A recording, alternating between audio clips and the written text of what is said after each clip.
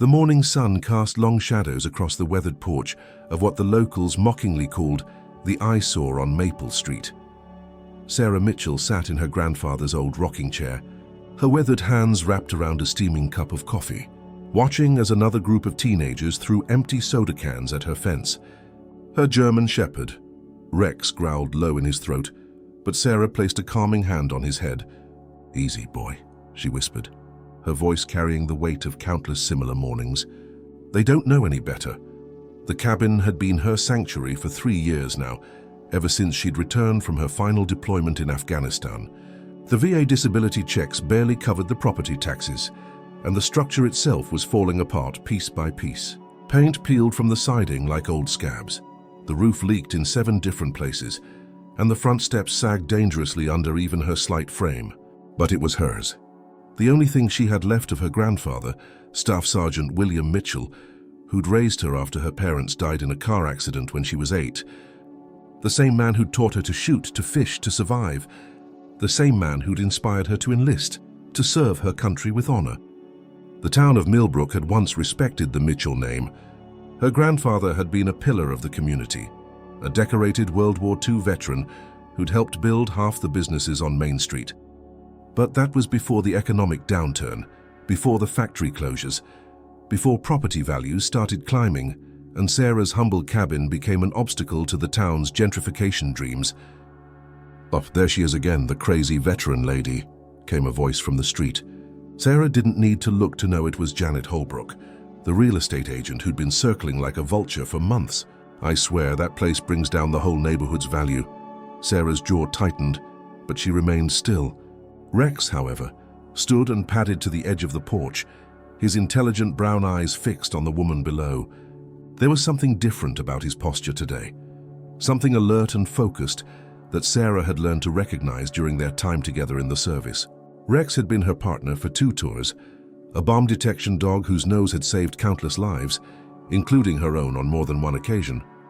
When they'd both been medically retired after an IED explosion, left Sarah with chronic pain and Rex with a slight limp, she'd fought tooth and nail to adopt him. He was more than a pet. He was family, the only one who understood the nightmares, the hypervigilance, the way certain sounds could send her spiraling back to dusty roads and hidden dangers. The morning routine continued as it had for months. Sarah would sit on her porch, Rex would patrol the small property, and the town would whisper and point and wait for her to finally give up and sell. The pressure was mounting from all sides. The city council had started sending notices about property maintenance violations. Her neighbors had organized a petition to have the cabin condemned. Even her few remaining friends from high school had stopped calling, embarrassed by association.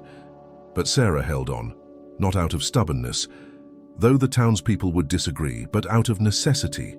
This cabin was her anchor, the only place where the chaos in her mind settled into something manageable. The familiar creaks and groans of the old wood, the way the morning light filtered through the gaps in the curtains, the sound of Rex's nails clicking across the worn hardwood floors. These things kept her grounded when everything else felt like it was spinning out of control. The financial reality was becoming impossible to ignore, though. The latest property tax bill sat unopened on her kitchen table, joining a stack of medical bills from her ongoing treatment at the VA hospital 2 hours away. Her disability payments covered the basics, but barely. She'd started selling her grandfather's old tools and furniture piece by piece, each sale feeling like another small betrayal of his memory. As the sun climbed higher, Sarah retreated inside to begin her daily battle with the cabin's failing infrastructure. Today's project was the kitchen sink, which had started making an ominous grinding sound every time she turned on the water. She'd learned basic plumbing from necessity, along with electrical work, roofing, and a dozen other skills that kept the place barely habitable. Rex followed her inside, his behavior still oddly focused. He kept returning to the same spot near the kitchen window, sniffing intently at the baseboard. Sarah had noticed this pattern developing over the past few weeks, but she'd attributed it to mice or some other small creature that might have taken up residence in the walls. "What is it, boy?" she asked, kneeling beside him. "You smell something." Rex looked up at her with those expressive eyes, then back at the wall. His tail wagged once, a controlled movement that Sarah recognized from their military days. It was his alert signal, the same one he'd used to indicate the presence of explosives. But that was impossible here, in this quiet corner of rural America, in her grandfather's peaceful cabin. The knock at the front door interrupted her thoughts. Through the window, she could see Janet Holbrook's perfectly styled blonde hair and expensive suit. The woman had been relentless in her pursuit, showing up every few weeks with a new offer, each one supposedly more generous than the last. Sarah opened the door but didn't invite her in. "Miss Holbrook." "Sarah, dear, you're looking well," Janet said with the kind of smile that never reached the eyes. "I hope you've had time to consider our latest offer. The developers are getting impatient, and frankly, I'm not sure how much longer they'll be willing to wait. I told you before, the cabin isn't for sale." Janet's smile faltered slightly. "So Sarah, be reasonable. You're fighting a losing battle here. The property taxes alone are going to bankrupt you, and that's assuming the city doesn't condemn the place first. We're offering you a way out, a chance to start fresh somewhere else. This is my home.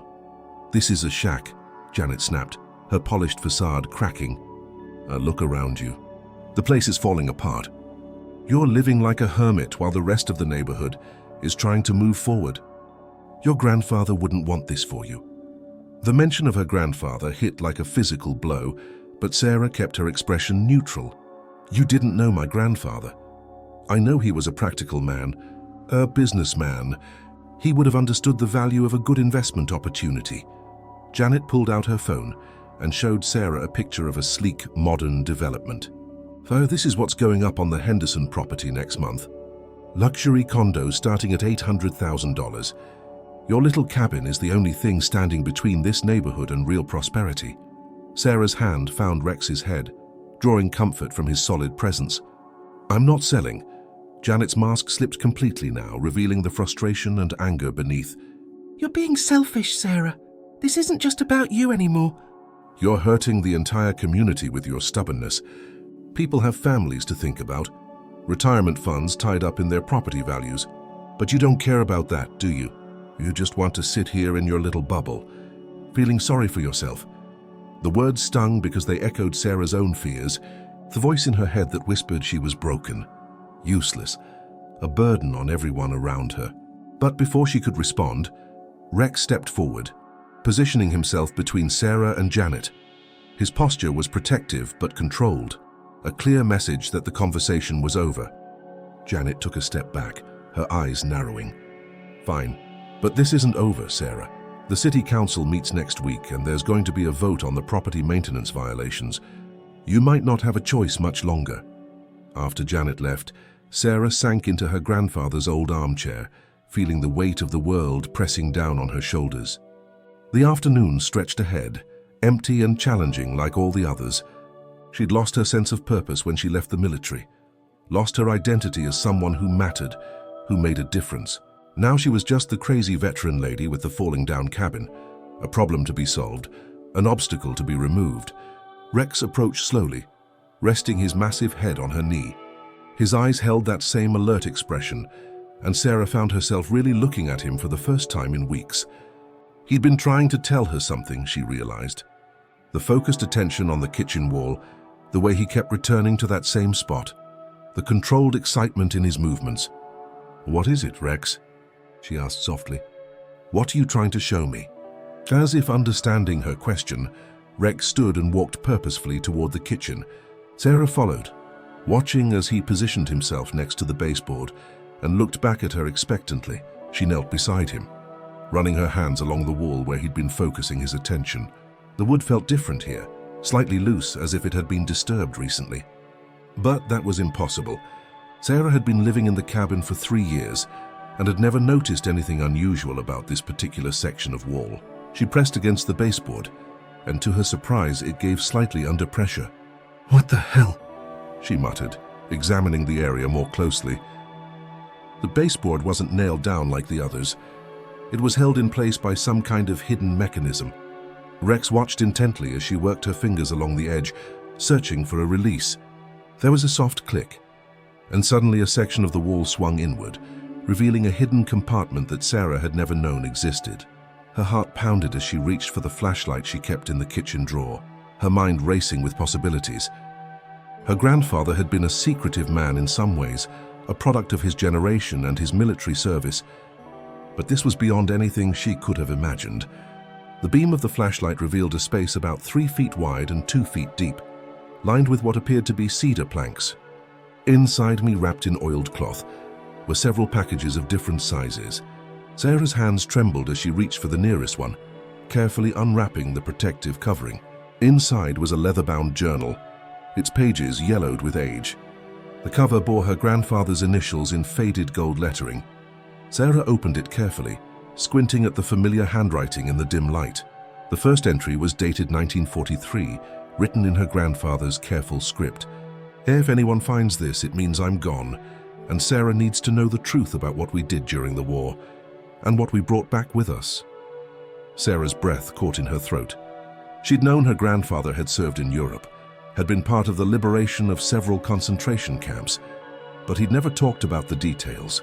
Like many veterans of his generation, he'd kept his wartime experiences locked away, too painful or too classified to share. She continued reading, her grandfather's words painting a picture of a young soldier thrust into situations no one should have to face. But it was the later entries that made her hands shake, descriptions of a secret mission in the final days of the war, a recovery operation that had brought them into contact with stolen Nazi treasure. "We found the cash in a bombed-out castle outside Munich," one entry read. Paintings, jewelry, gold bars, things that had been stolen from Jewish families and hidden away.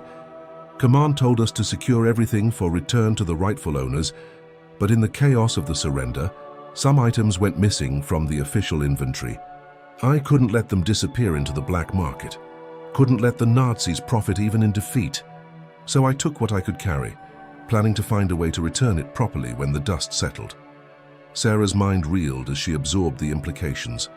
Her grandfather, the man who taught her about honor and duty, had essentially stolen Nazi treasure. But as she read further, his motivations became clearer. He'd spent years after the war trying to track down the rightful owners of the items he'd taken, working with Jewish organizations and Holocaust survivors to return what he could. "Some pieces I was able to return," another entry explained. The Rosenberg family's silver menorah found its way back to their surviving daughter in New York. The Goldstein family's jewelry was returned to their son in Israel. But some items, the owners and their families were all gone, murdered in the camps. No one left to claim them. I've kept these pieces safe, hoping that someday there would be a way to honor their memory properly. Sarah set the journal aside with shaking hands and reached for the other packages.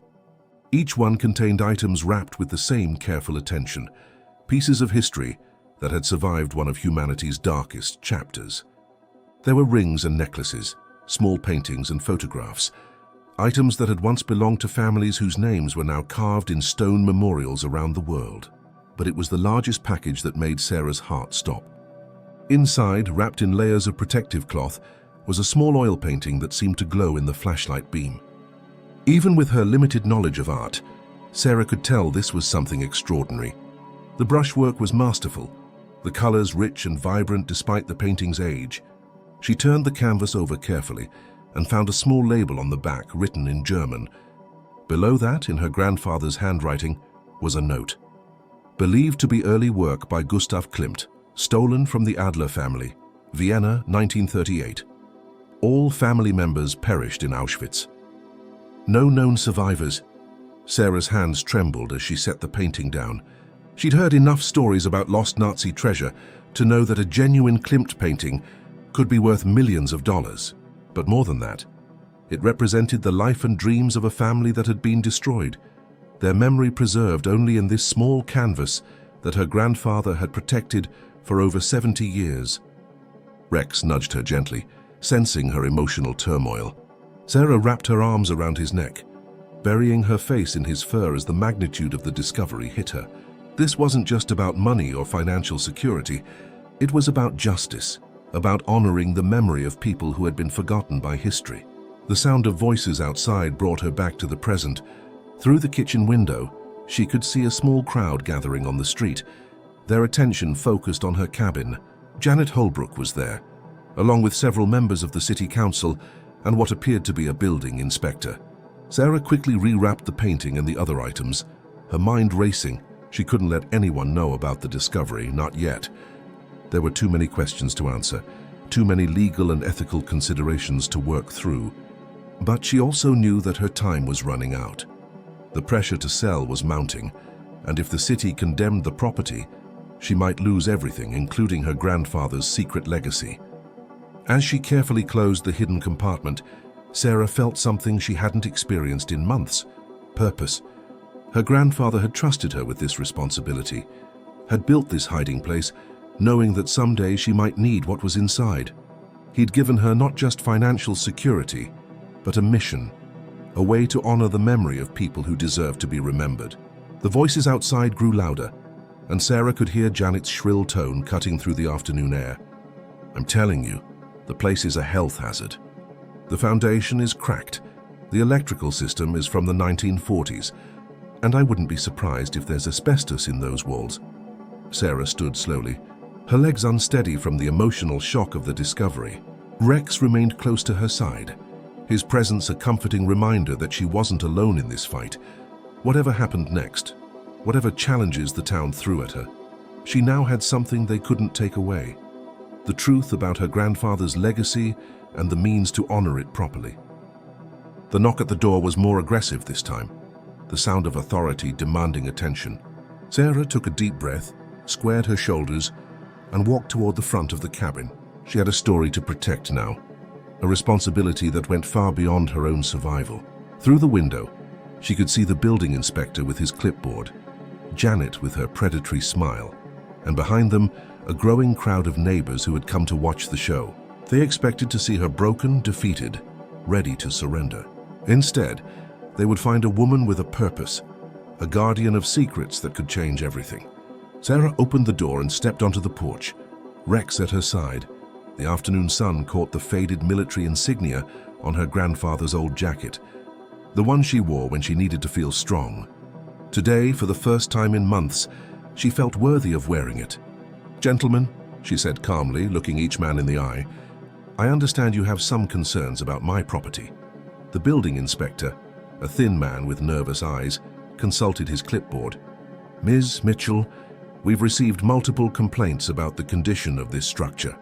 I'm here to conduct an official inspection to determine if the property meets current safety and building codes." "Of course," Sarah replied. "But I should mention that I've recently discovered some historical significance to this property that might affect any decisions about its future." Janet's eyes narrowed. "What kind of historical significance?" Sarah smiled, the expression feeling foreign after months of defeat and despair. "The kind that requires careful documentation and expert consultation. I'm sure you understand the importance of preserving our community's heritage." It was a delaying tactic, but it was also the truth. The items hidden in her walls were indeed historically significant, pieces of a puzzle that had been scattered across the world by war and genocide. Her grandfather had spent his life trying to put that puzzle back together, and now it was her turn to continue his work. The crowd murmured among themselves, uncertainty replacing the confident expectation of victory.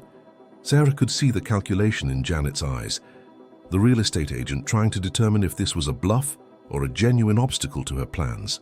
"I'll need to see documentation of any historical claims," the inspector said, his tone professional but skeptical. "Of course," Sarah agreed. "Falcon, I'll be happy to provide that once I've had a chance to consult with the appropriate experts. I'm sure you wouldn't want the city to be responsible for destroying something of genuine historical value."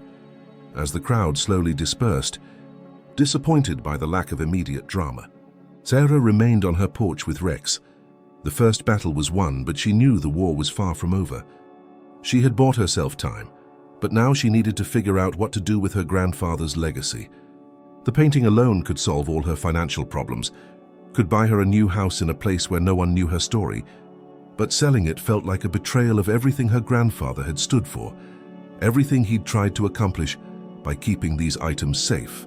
As the sun began to set over Millbrook, painting the sky in shades of orange and pink, Sarah made a decision that would change everything. She wouldn't sell the painting or the other artifacts. Instead, She would find a way to honor their true purpose, to ensure that the memory of their original owners was preserved and celebrated. It wouldn't be easy. There would be legal challenges, authentication processes, and difficult conversations with museums and Holocaust memorial organizations. But for the first time since returning from Afghanistan, Sarah felt like she had a mission worth fighting for. Rex settled beside her chair as the stars began to appear, his job as guardian and guide complete for now. Tomorrow would bring new challenges, new battles to fight.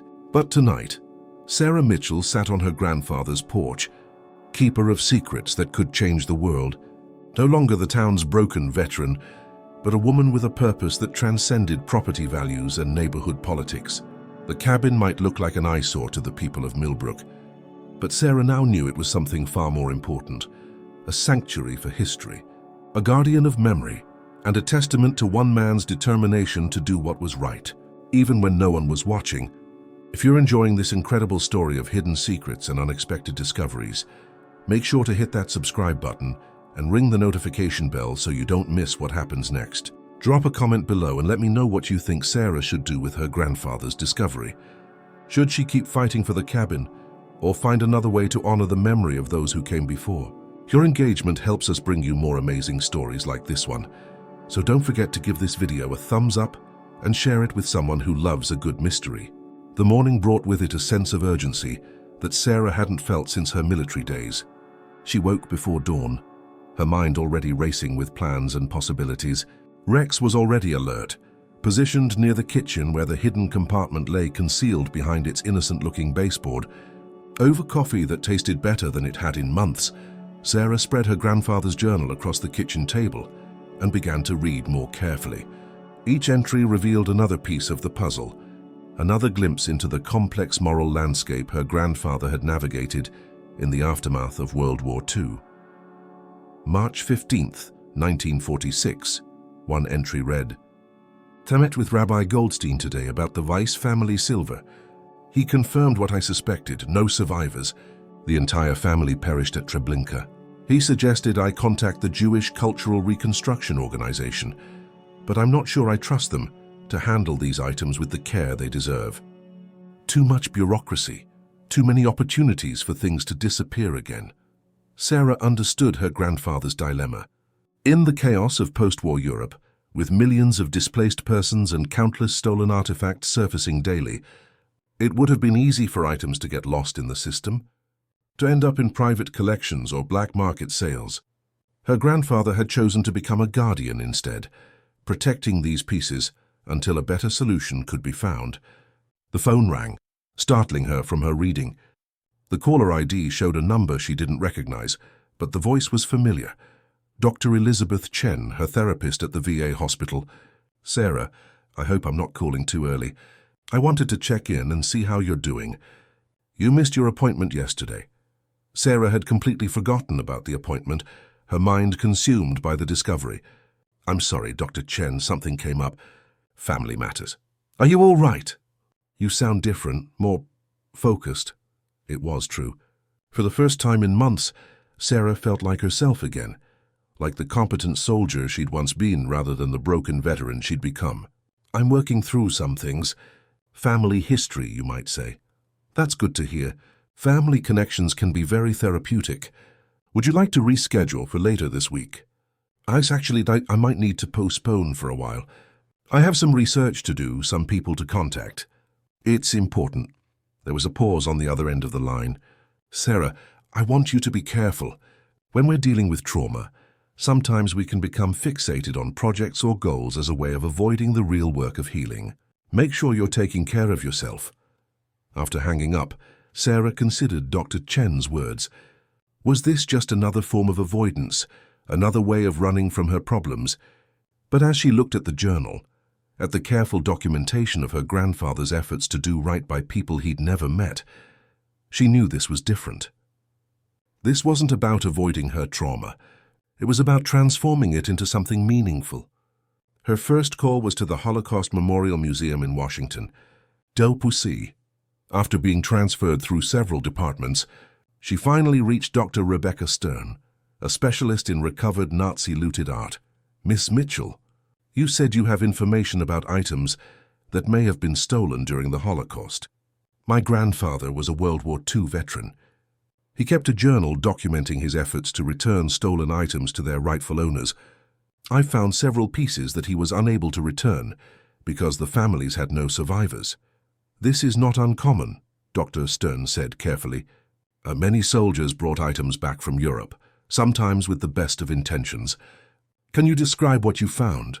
Sarah hesitated. Over the phone, her story sounded incredible, possibly fraudulent. I think it would be better if someone could examine the items in person. There's a painting that might be significant. What kind of painting? The documentation suggests it might be by Gustav Klimt. The silence on the other end of the line stretched for several seconds. Ms. Mitchell, if you're suggesting you have an undocumented Klimt painting, that's an extremely serious claim. Such a work could be worth millions of dollars. I understand that. But this isn't about money. It's about doing what my grandfather couldn't finish. Dr. Stern's tone became more professional, more cautious. I'll need to see documentation, provenance records, anything that can verify the authenticity and legal status of these items. Can you bring them to Washington? Sarah looked around her crumbling cabin, at the peeling paint and sagging floors that had become symbols of her failure to the town. I can't leave right now. There are some local issues I need to resolve first. Then I'll send someone to you.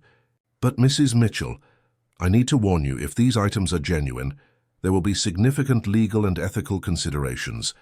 The art world is full of people who would do anything to get their hands on a lost Klimt. You need to be very careful about who you trust. After scheduling a visit for the following week, Sarah felt both excited and terrified. She was setting in motion a process that could change everything, not just for her but potentially for the memory of families whose stories had been lost to history. The rest of the morning was spent researching, using her grandfather's old computer to learn everything she could about Nazi-looted art and the ongoing efforts to return stolen items to their rightful owners or appropriate memorial institutions. The scope of the problem was staggering. Hundreds of thousands of artworks and cultural artifacts had been stolen during the Holocaust, and many were still missing. Rex's barking interrupted her research. Through the window, she could see Janet Holbrook approaching with a man in an expensive suit. Sarah recognized him from newspaper photos. David Morrison, one of the developers who'd been buying up property throughout the county. Sarah met them on the porch, Rex positioned protectively at her side. Morrison was younger than she'd expected, probably in his early 40s, with the kind of confident smile that suggested he was used to getting what he wanted. Ms. Mitchell, I'm David Morrison. I believe Mrs. Holbrook has spoken to you about our interest in your property. She has, and I've told her repeatedly that it's not for sale. Morrison's smile never wavered.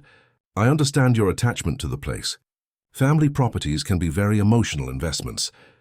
But I'm prepared to make you an offer that I think you'll find very compelling. He handed her a folded piece of paper. Sarah opened it and felt her breath catch. The number written there was more than she'd ever imagined the property could be worth, enough to buy a nice house anywhere in the country and live comfortably for years. That's a generous offer, she admitted. It's more than generous, Janet interjected. It's practically charity, considering the condition of the place. Morrison shot Janet a warning look. What Miss Holbrook means is that we're prepared to pay a premium because we understand the sentimental value. But I have to be honest with you, Miss Mitchell. This offer won't be available indefinitely. We have investors to answer to, timelines to meet. Sarah folded the paper and handed it back. I appreciate the offer, Mr. Morrison, but as I told Ms. Holbrook, the property isn't for sale. Morrison's smile faltered slightly. May I ask why? I mean, with respect, you're clearly struggling to maintain the place. This money could give you a fresh start somewhere else. Because it's my home, Sarah said simply, and because it has historical significance that I'm only beginning to understand. Historical significance? Morrison exchanged a glance with Janet. What kind of historical significance? The kind that takes time to properly document and preserve. Morrison was quiet for a moment, studying Sarah's face. Ms. Mitchell, I'm going to be frank with you. I've done my research on this property. Your grandfather bought it in 1947 for $800. It's a simple cabin built in the 1920s. There's nothing historically significant about it. You might be surprised, Sarah replied. After they left, Sarah realized she'd made a tactical error. By mentioning historical significance, she'd planted a seed of curiosity that could grow into a problem. If Morrison was as thorough as he claimed, he might start digging into her grandfather's background, looking for leverage. She spent the afternoon creating a more secure hiding place for the artifacts, using her military training to construct a concealment that would be harder to discover. Rex supervised the work, occasionally sniffing at the items as if confirming their importance. That evening, Sarah called her grandfather's old friend, Frank Kowalski, one of the few people from his generation still alive. Frank had served in the same unit and might have knowledge about the secret mission mentioned in the journal. "Sarah, honey, how are you holding up?" Frank's voice was warm but frail, the sound of a man in his 90s who'd outlived most of his contemporaries. "I'm doing better, Frank. I wanted to ask you about something. Did my grandfather ever mention anything about items he brought back from the war? Things he was trying to return to their rightful owners?" And there was a long pause. "Sarge, why are you asking about that?" "I found some things in the cabin. A journal, some artifacts. I'm trying to understand what he was involved in." Frank sighed heavily. "Your grandfather made me promise never to talk about that. Said it was too dangerous, too complicated.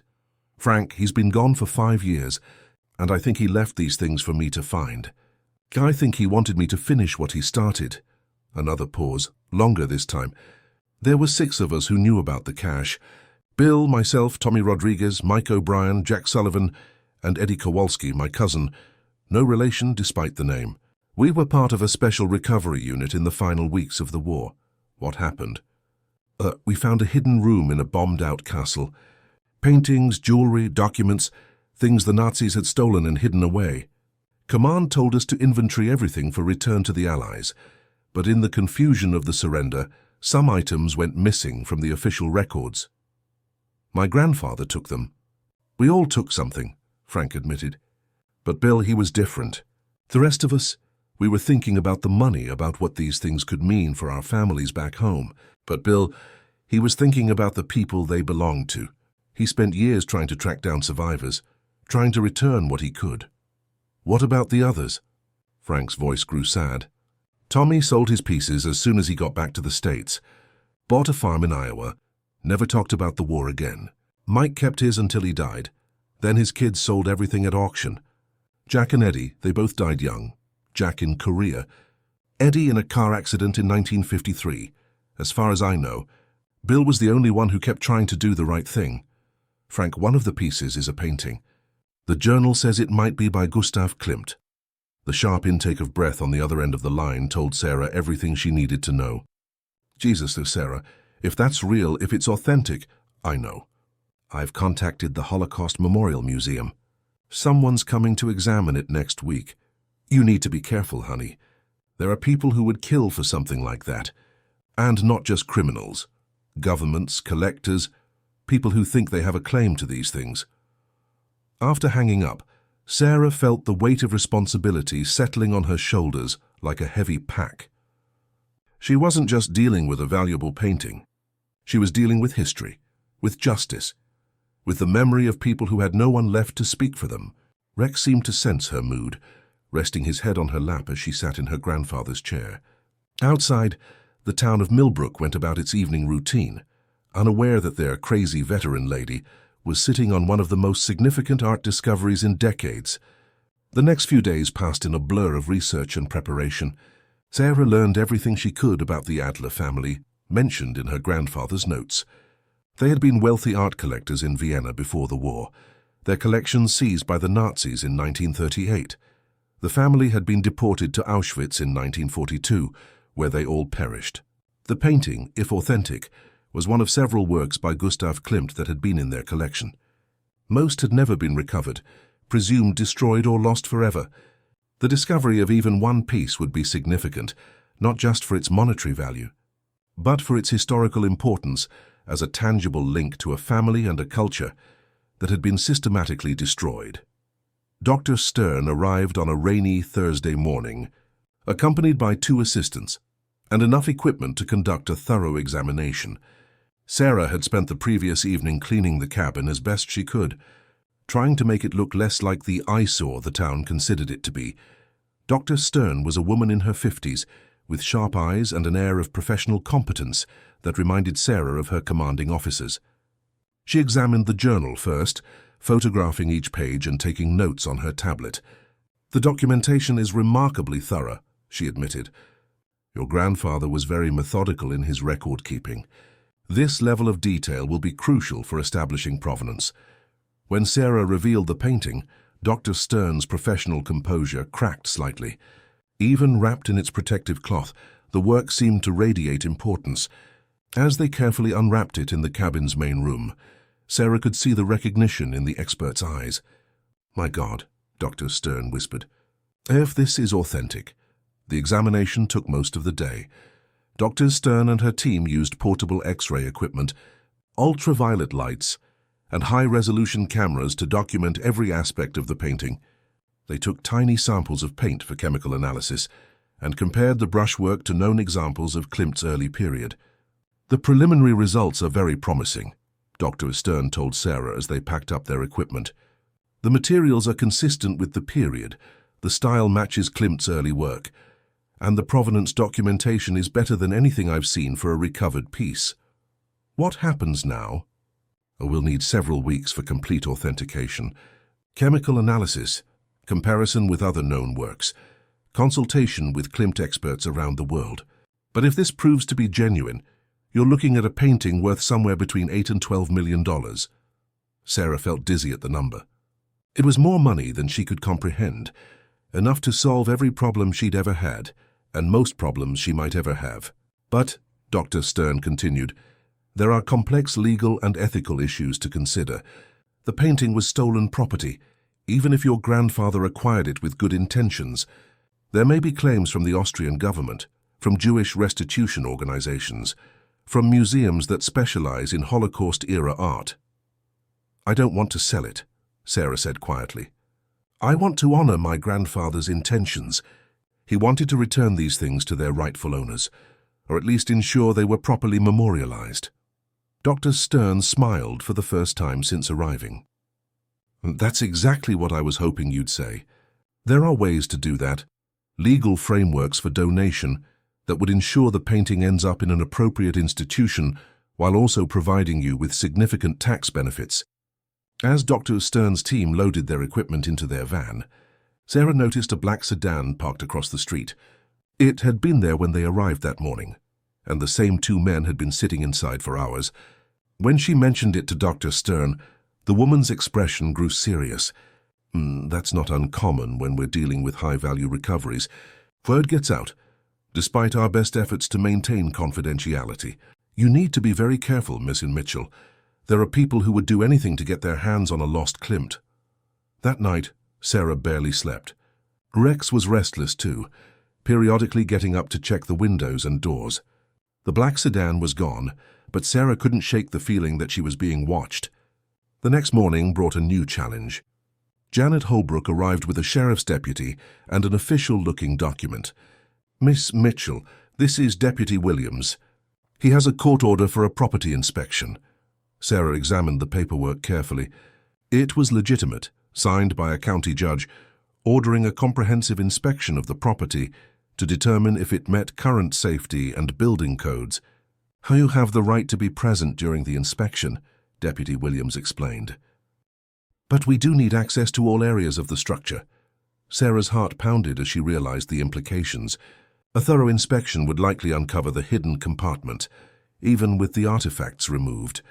The secret her grandfather had protected for 70 years could be exposed by a routine building inspection. "Dad, of course," she said calmly. "But I should mention that there may be historical artifacts on the property. I've been working with the Holocaust Memorial Museum to document items of potential significance." Janet's eyes narrowed. "Guys, what kind of artifacts?" "Items related to my grandfather's World War II service. The museum has asked that any discoveries be handled with appropriate care." It was a delaying tactic, but it worked. Deputy Williams looked uncertain, clearly not wanting to be responsible for damaging historically significant items. After a brief phone consultation with his supervisor, he agreed to postpone the inspection until the museum could provide guidance on proper procedures. As they left, Sarah caught Janet's expression of frustrated rage. The real estate agent was running out of options, and desperate people often made dangerous choices. That afternoon, Sarah made a decision that would change everything. She called Dr. Stern and asked her to expedite the authentication process, regardless of cost. She also contacted a lawyer who specialized in art recovery cases, recommended by the museum. "I need to establish legal ownership of these items as quickly as possible," she explained to the lawyer, David Rothstein. "There are people trying to force me off my property, and I think they're going to escalate their efforts. If the painting is authentic, and your grandfather's documentation is solid, you should have clear legal title," Rothstein assured her. "But the process can take months, even years, if there are competing claims. I don't have months. I need something that will stop them now. There is one option. If you're willing to commit to donating the painting to an appropriate institution, we can fast-track the legal process. Museums and memorial organizations have significant political influence, and they can provide protection that individual collectors can't." That evening, as Sarah sat on her porch watching the sunset, she made her final decision. The painting would go to the United States Holocaust Memorial Museum, where it would be displayed as part of a permanent exhibition honoring the memory of the Adler family and the millions of other victims of Nazi persecution. It wasn't about the money anymore, if it ever had been. It was about justice, about memory, about ensuring that the people who had owned and loved this painting were not forgotten. Her grandfather had spent his life trying to do the right thing, and now it was her turn to finish what he'd started. Rex settled beside her chair, his job as guardian nearly complete. Tomorrow would bring new challenges, but tonight, Sarah Mitchell sat on her grandfather's porch, no longer the town's broken veteran, but a woman who had found her purpose in honoring the past and protecting the future. The painting would soon hang in a place where millions of people could see it, where the story of the Adler family would be told and remembered. And the cabin that the town had mocked as worthless would be revealed as the guardian of one of the most significant art recoveries in modern history. Sometimes the most valuable treasures are hidden in the most unlikely places, protected by the most unlikely guardians. And sometimes it takes a loyal companion with a keen nose and an unshakable sense of purpose to reveal the truth that's been waiting to be discovered. What an incredible journey of discovery and redemption. If this story moved you as much as it moved me, I'd love to hear your thoughts in the comments below. Have you ever discovered something unexpected about your family's history? Do you think Sarah made the right choice in donating the painting rather than selling it? Your stories and opinions make our community stronger, so please share them with us. Don't forget to subscribe and hit that notification bell to join our family of storytellers. And give this video a thumbs up if you believe that sometimes the greatest treasures aren't measured in dollars, but in the memories and justice they represent. Until next time, keep believing that every ending can be a new beginning. The authentication results arrived on a Tuesday morning that would forever divide Sarah's life into before and after. Dr. Stern's call came at 7 a.m., her voice barely containing professional excitement. "Sarah, we have confirmation. The painting is authentic. It's a genuine Gustav Klimt from 1897, part of his early period before he developed his more famous golden style. The chemical analysis, brushwork examination, and comparison with documented pieces all confirm it. You're the guardian of a masterpiece that the art world assumed was lost forever." Sarah sank into her grandfather's chair, Rex immediately sensing her emotional state and moving to her side. "What's the estimated value?" "A conservative estimate is $10 million, but given its provenance and the story behind its recovery, it could bring significantly more at auction. However, I understand that's not your intention." "No, it's not. I want to move forward with the donation to the Holocaust Memorial Museum. I've already spoken with the museum's board of directors. They are prepared to fast-track the acceptance process and provide you with immediate legal protection. The paperwork should be ready by the end of the week." After hanging up, Sarah sat in the quiet cabin, trying to process the magnitude of what had just been confirmed. $10 million. It was an abstract number, so large it felt meaningless, but the real value wasn't monetary. It was the vindication of her grandfather's lifelong mission and the opportunity to honor the memory of a family that had been erased from history. The peace of the morning was shattered by the sound of multiple vehicles pulling into her driveway. Through the window, Sarah could see Janet Holbrook emerging from her car, followed by David Morrison and 3 men she didn't recognize. Their body language was aggressive, purposeful, and Sarah felt her military training kick in as she assessed the potential threat. Rex was already at the door, his low growl indicating he sensed danger. Sarah checked that her grandfather's old service pistol was still in the kitchen drawer where she kept it, a precaution she'd started taking since the black sedan had appeared. The knock was loud and demanding. Sarah opened the door but kept the chain latch engaged, creating only a small gap. "Ms. Mitchell, we need to talk," Morrison said, his previous veneer of politeness completely gone. "I think you'll find our conversation very enlightening. I have nothing to discuss with you, Mr. Morrison." "Oh, but you do." He held up a manila folder. "You see, I've been doing some research into your grandfather's war record. Very interesting reading." Sarah's blood ran cold, but she kept her expression neutral. "My grandfather was a decorated veteran. His service record is nothing to be ashamed of. Decorated, yes, but also involved in some very questionable activities in the final days of the war." Morrison's smile was predatory.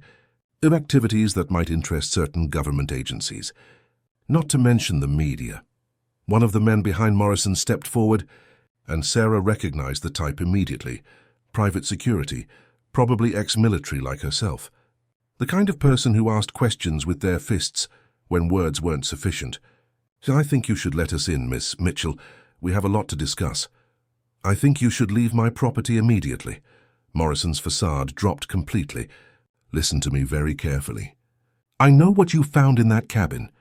I know about the painting, about the other items your grandfather stole from Europe, and I know that there are people who would be very interested in recovering stolen Nazi treasure. My grandfather didn't steal anything. He was trying to return items to their rightful owners. That's not how the authorities will see it when they learn about his little collection. Possession of stolen wartime artifacts is a federal crime, regardless of intent. Unless, of course, you're willing to be reasonable about our offer." Sarah's mind raced.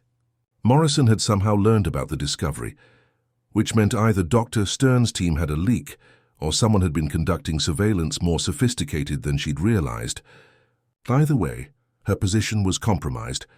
"Or what exactly are you proposing?" "Oh, simple. You sell us the property at our original offer. We'll handle the disposal of any artifacts we might find, ensuring they end up in appropriate hands. You walk away with enough money to start fresh somewhere else, and no one has to know about your grandfather's wartime activities. And if I refuse," Morrison's smile turned cold, "oh, then I make some phone calls to the FBI, to the media, to certain international organizations that track down war criminals and their accomplices. Your grandfather may be dead, but his reputation isn't. Neither is yours." Sarah felt a surge of rage that reminded her of her worst days in Afghanistan, the moments when the only thing standing between her unit and disaster was controlled violence. Rex sensed her emotional state and pressed against her leg, a reminder that she wasn't alone. "I need time to think about this. You have until tomorrow morning." So after that, I start making those phone calls. After they left, Sarah immediately contacted David Rothstein, the art recovery lawyer. His response was swift and reassuring. "They're bluffing," he said, after she explained the situation. "Your grandfather's actions, as documented in his journal, fall clearly under the category of recovery and restitution efforts. The fact that he spent decades trying to return items to their rightful owners demonstrates intent. No prosecutor would pursue charges, and no legitimate news organization would run a story painting him as a war criminal. Faute done, but they could still cause problems, couldn't they? Create enough doubt and confusion to complicate the donation process. Possibly, but we have options. The Holocaust Memorial Museum has significant political influence, and they're very protective of legitimate recovery efforts. Once the donation paperwork is filed, you'll have the full weight of their legal department behind you. How long until that happens? I can have the preliminary documents ready by this afternoon, emergency filing with the court by tomorrow morning." Sarah spent the rest of the day preparing for what felt like an impending siege. She contacted Frank Kowalski again, asking him to document everything he remembered about the recovery mission. She also reached out to Dr. Chen at the VA, explaining that she might need character references for legal proceedings. "Ciao, Sarah. You sound like you're preparing for battle," Dr. Chen observed. "Are you sure you're handling this in a healthy way?" "For the first time in months, I know exactly what I'm fighting for," Sarah replied. "This isn't about avoiding my problems anymore. It's about finishing something important." That evening, as Sarah sat on her porch with Rex, she noticed the black sedan had returned, parked just outside her property line. The message was clear. She was being watched, her movements monitored. But instead of feeling intimidated, Sarah felt a familiar calm settling over her, the same focused clarity she'd experienced before dangerous missions in Afghanistan. Her phone buzzed with a text from an unknown number. Last chance to be reasonable. Midnight deadline. Sarah deleted the message and went inside to clean her grandfather's pistol. The attack came at 2 a.m., not from the front as Sarah had expected, but from the back of the property where the tree line provided cover. Rex's warning growl woke her from a light sleep, and Sarah was instantly alert, her military training taking over. She could hear them moving through the woods behind the cabin, at least 3 people trying to approach quietly, but failing to account for Rex's enhanced hearing. Sarah grabbed her pistol and moved to the kitchen window, where she had a clear view of the backyard. The first figure emerged from the trees, carrying what looked like a crowbar, clearly intending to force entry through the back door. Sarah recognized him as one of the men who'd accompanied Morrison earlier. The second figure carried a large duffel bag, probably for removing the artifacts quickly. Sarah's finger found the trigger as she calculated angles and distances. She could take the first man easily, but the second would have time to reach cover. And there was almost certainly a third person she couldn't see, probably watching the front of the house. Instead of shooting, Sarah made a different choice. She activated the motion sensor floodlights her grandfather had installed years ago, suddenly illuminating the backyard in harsh white light. The intruders froze like deer, temporarily blinded and exposed. "This is private property," Sarah called out through the window, her voice carrying the authority of someone accustomed to being obeyed. "You have 10 seconds to leave before I start shooting." The men looked at each other uncertainly, clearly not having expected armed resistance. Sarah could see them weighing their options, calculating whether the potential reward was worth the risk of facing a trained veteran with a gun and a protective German shepherd. Rex made the decision for them, launching himself through the dog door Sarah had installed and charging across the yard with a snarl that would have terrified a grizzly bear. The intruders broke and ran, crashing through the underbrush in their haste to escape. Sarah called 911, but she knew the response time to her remote location would be at least 20 minutes. By the time the sheriff's deputies arrived, the intruders would be long gone, and without evidence, it would be her word against Morrison's. But the attack had clarified something important. Morrison wasn't just interested in the property anymore.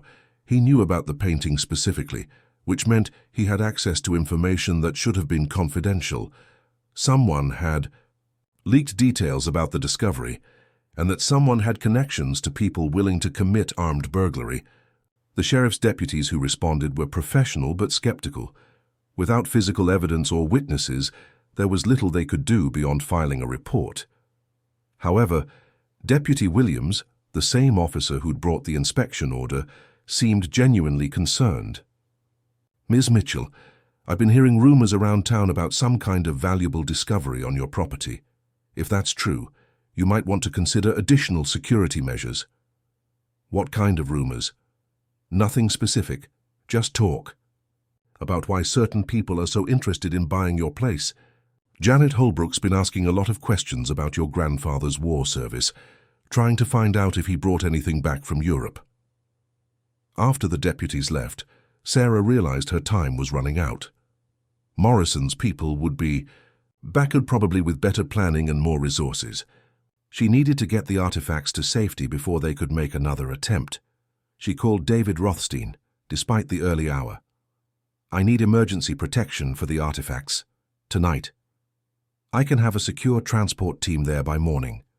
The museum has arrangements with specialized art-moving companies for exactly this kind of situation. Make it happen. And David, I want to accelerate everything. The donation, the legal filings, all of it. I want these items in the museum's possession as soon as possible.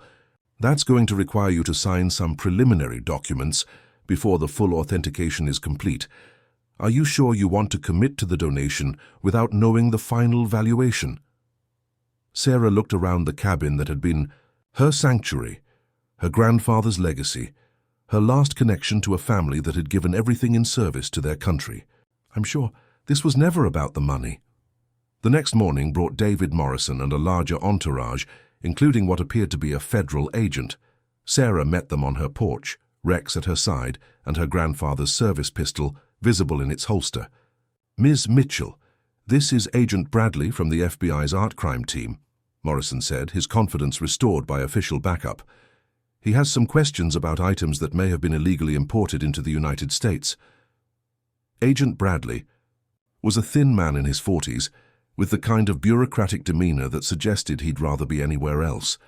Ms. Mitchell, we've received reports that you may be in possession of cultural artifacts that were removed from Europe without proper documentation during World War II.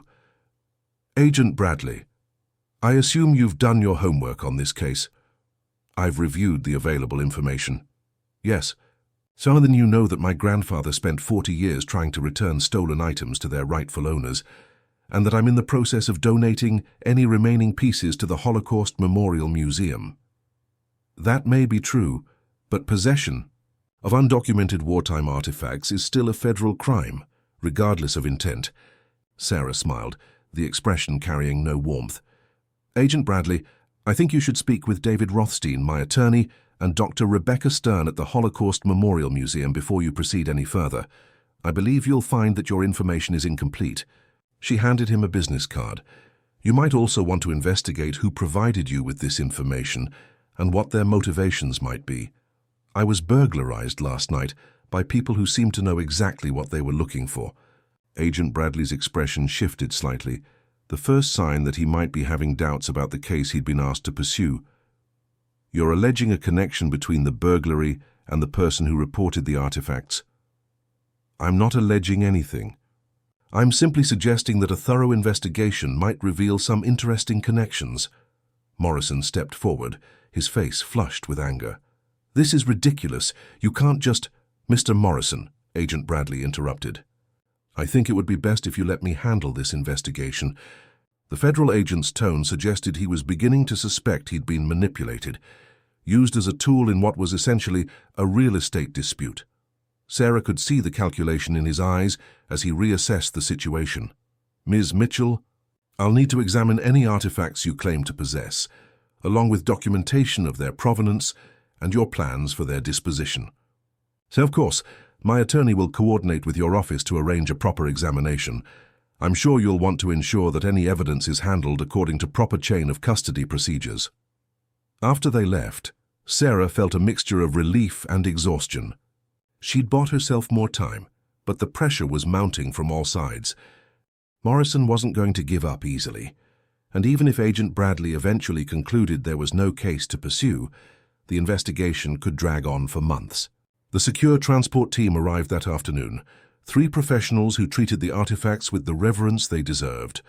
Sarah watched as they carefully packed the painting and the other items, each piece wrapped in museum-quality materials and placed in climate-controlled containers.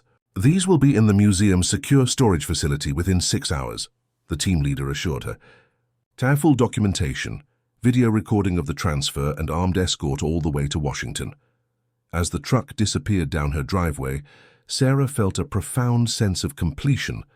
Her grandfather's mission was finally finished, the artifacts safe in the hands of people who would ensure they were properly honored and remembered. But her own mission was just beginning. The cabin might be empty of its hidden treasures, but it was still her home, still the place where she'd found her purpose. Morrison and his allies had made the mistake of thinking she was just a broken veteran they could intimidate and manipulate. They were about to learn that some battles are worth fighting, regardless of the odds. That evening, Sarah received a call from Dr. Stern with news that changed everything. Sarah, the museum's board of directors met in emergency session today. They voted to not only accept your donation, but to create a permanent exhibition around the story of your grandfather's recovery efforts. They want to call it Guardians of Memory, one soldier's mission to honor the lost. That's incredible. There's more. The publicity around the discovery has generated significant interest from other families who believe they may have items that were never properly returned. The museum wants to establish a formal program for recovery and restitution efforts, with your grandfather's story as the centerpiece. Sarah felt tears streaming down her face as the magnitude of what they'd accomplished hit her. Her grandfather's quiet, decades-long mission was going to inspire a new generation of efforts to return stolen artifacts to their rightful owners or appropriate memorial institutions. The museum is also prepared to provide you with significant legal and financial support to fight any attempts to force you from your property, Dr. Stern continued. They consider you and the cabin to be integral parts of the story they want to tell. What does that mean exactly? Yes, it means you have the full weight of one of the most respected institutions in the country behind you. Morrison and his investors are about to discover that they've picked a fight with people who have very long memories and very deep pockets. As Sarah hung up the phone, she looked around the cabin that had sheltered her grandfather's secrets for 70 years. The hidden compartment was empty now, but the space felt fuller somehow, charged with purpose and possibility. Rex settled beside her chair as the sun set over Millbrook, painting the sky in shades of gold that reminded Sarah of the painting that was now safely in Washington. Tomorrow would bring new challenges, new battles to fight. But tonight, Sarah Mitchell sat in her grandfather's cabin, no longer the town's broken veteran, but a guardian of memory, a protector of history, a woman who had found her purpose in honoring the past and fighting for the future. The town had laughed at the veteran's useless cabin, but they were about to learn that some things are worth more than money, more valuable than property development, more important than neighborhood politics. Sometimes the most unlikely guardians protect the most precious treasures, and sometimes it takes a loyal companion and an unshakable sense of justice to reveal the truth that's been waiting to be discovered. The morning brought vindication in the form of a phone call from Agent Bradley. His tone was significantly different from the previous day, professional but apologetic. Miss Gold-Mitchell, I wanted to update you on our investigation. After reviewing the documentation provided by your attorney and consulting with experts at the Holocaust Memorial Museum, we've determined that there's no basis for federal charges regarding the artifacts. Sarah felt a weight lift from her shoulders. I appreciate you conducting a thorough investigation, Agent Bradley. I also wanted you to know that we're opening a separate investigation into the source of the initial complaint. There are some irregularities in how the information was obtained and presented to our office. Irregularities. Let's just say that Mr. Morrison may have overstated his evidence and understated his motivations. Wire fraud and filing false reports with federal agencies are serious crimes. After hanging up, Sarah allowed herself a moment of satisfaction. Morrison's attempt to use federal law enforcement as a weapon had backfired spectacularly. But she knew the developer wouldn't give up easily. Men like Morrison didn't build empires by accepting defeat gracefully. The next phase of the battle began that afternoon, when Deputy Williams arrived with another court order, this one signed by a different judge and demanding immediate access to the property for a comprehensive safety inspection. I'm sorry about this. Miss Mitchell, Deputy Williams said, genuinely apologetic. Judge Harrison signed this order based on emergency health and safety concerns. I have to allow the inspectors access. Sarah examined the paperwork carefully. It was legitimate, but the timing was suspicious. Morrison had clearly found a more cooperative judge and was using the legal system to maintain pressure. Of course, Deputy, but I should mention that this property is now part of an ongoing federal investigation, and any evidence found during the inspection will need to be properly documented and preserved. The building inspector who arrived was different from the previous one, a nervous man who seemed more interested in finding violations than conducting a legitimate safety assessment. He was accompanied by Janet Holbrook and two men Sarah didn't recognize but who had the look of private investigators. We'll need access to all areas of the structure, the inspector announced, including any basement, attic, or storage areas. The cabin doesn't have a basement or attic, Sarah replied, but you're welcome to examine the entire structure. She watched carefully as they moved through the cabin, noting how the two investigators seemed more interested in the walls and floors than in actual safety violations. They were looking for the hidden compartment, she realized, probably hoping to find evidence that she'd lied about the artifacts or hidden additional items. When they reached the kitchen, one of the investigators spent considerable time examining the area where the secret compartment had been located. Sarah held her breath as he ran his hands along the baseboard, but her grandfather's craftsmanship was too good. The hiding place remained undetected. After 2 hours of searching, they found exactly what Sarah had expected them to find: a list of minor violations that could be used to justify continued harassment, but nothing that would support condemnation of the property. "Electrical system needs updating," the inspector announced. "Plumbing has some leaks, roof needs repair, foundation has some settling cracks. You'll need to address these issues within 30 days or face additional legal action." "I understand," Sarah replied. "I'll contact contractors immediately." What the inspector didn't know was that Sarah now had the resources to address every violation on his list. The museum had already transferred a substantial sum to her account as an advance against the tax benefits of her donation, more than enough to bring the cabin up to current building codes. That evening, Sarah received an unexpected visitor. Frank Kowalski arrived in a taxi, the 90-year-old veteran moving slowly but with determination. "Frank, what are you doing here?" "I heard about the trouble you've been having," he said, settling carefully into her grandfather's chair. "I thought it was time I told you the rest of the story." "The rest of the story?" Frank reached into his jacket and pulled out a small leather pouch. "Your grandfather wasn't the only one who kept something from that cache. I took this, planning to sell it when I got home. But after I saw what Bill was trying to do, how hard he was working to return things to their rightful owners, I couldn't go through with it." He opened the pouch to reveal a small gold pendant, clearly old and valuable. It belonged to a little girl named Rebecca Goldstein. I found a photograph of her wearing it in the same room where we found the other items. She couldn't have been more than 6 years old. Sarah felt her breath catch as she looked at the pendant. It was beautiful, delicate, the kind of jewelry a loving parent would give to a cherished daughter. "I've been carrying this around for 70 years, Frank continued. "Couldn't bring myself to sell it. Couldn't figure out how to return it. But I think I know now what Bill would have wanted me to do with it." He handed the pouch to Sarah. "Add it to the collection. Let it be part of the exhibition. Let people know that Rebecca Goldstein lived, that she was loved, that she mattered." As Sarah held the pendant, she felt the weight of another life, another story that deserved to be remembered. "Frank, this is incredibly generous, but—" "No buts," Frank interrupted. "I'm 93 years old, Sarah. I don't have much time left, and I want to do the right thing while I still can. Your grandfather showed us all what honor looked like, and it's time I followed his example." The next morning brought news that changed the entire dynamic of the conflict. David Rothstein called with an update that left Sarah speechless. "Sarah, you're not going to believe this. The museum's publicity department released the story about your grandfather's collection to the media yesterday. It's gone viral. CNN, NBC, The Washington Post, everyone wants to interview you." "I don't want to be famous, David.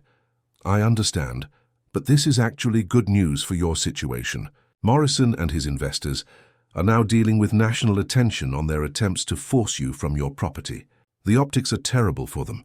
Wealthy developers trying to bulldoze a war hero's cabin to build luxury condos."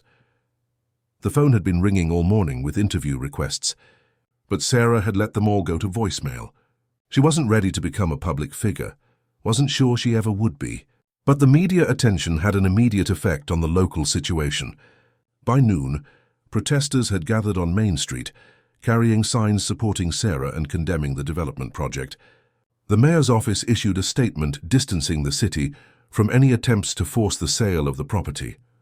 Most importantly, Judge Harrison, who had signed the emergency inspection order, announced that he was recusing himself from any further proceedings related to the property, citing potential conflicts of interest.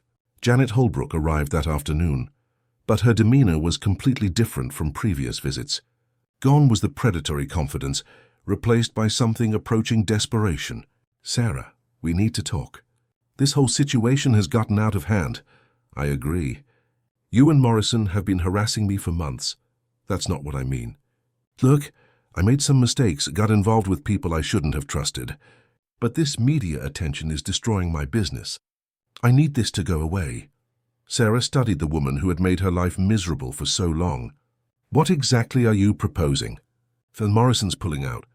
The negative publicity has spooked his investors, and the legal complications aren't worth the potential profit.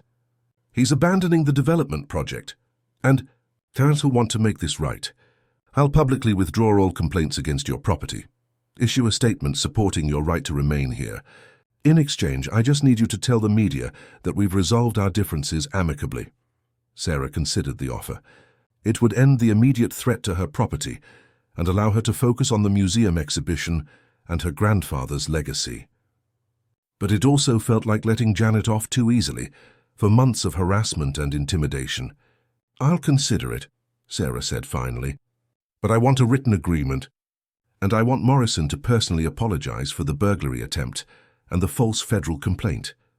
He'll never agree to that. Then I guess we don't have a deal." That evening, as Sarah sat on her porch with Rex, she reflected on how much had changed in just a few weeks. The cabin that had been her refuge from the world had become the center of international attention. The artifacts that had hidden in her walls for 70 years were now destined to educate millions of people about the Holocaust and the ongoing efforts to return stolen cultural property. Her phone buzzed with a text from Dr. Stern. "Exhibition opening scheduled for next month. Museum wants you to speak at the dedication ceremony. Will you consider it?" Sarah looked out at the town that had mocked her and dismissed her, the place that had seen her as nothing more than a problem to be solved. Now they would know the truth about what had been hidden in the useless cabin, about the mission her grandfather had carried out in secret for decades. She typed back, "Yes, I'll speak." Rex looked up at her with those intelligent eyes, and Sarah could swear she saw approval there. He had done his job, had helped her discover the truth that had been waiting to be found. Now it was her turn to ensure that truth was shared with the world. The morning sun cast long shadows across the porch where this journey had begun, but Sarah no longer felt like the broken veteran who had sat in this same chair just weeks ago. She was a guardian of memory now, a protector of history, a woman who had found her purpose in honoring the past and fighting for justice. The town might have laughed at the veteran's useless cabin, but they were about to learn that some treasures are worth more than money, some missions are worth more than profit, and some stories are worth telling regardless of the cost. Tomorrow would bring new challenges, new opportunities to honor her grandfather's legacy and ensure that the victims of the Holocaust were never forgotten. But tonight, Sarah Mitchell sat on her porch with her faithful companion, no longer alone, no longer lost, finally home.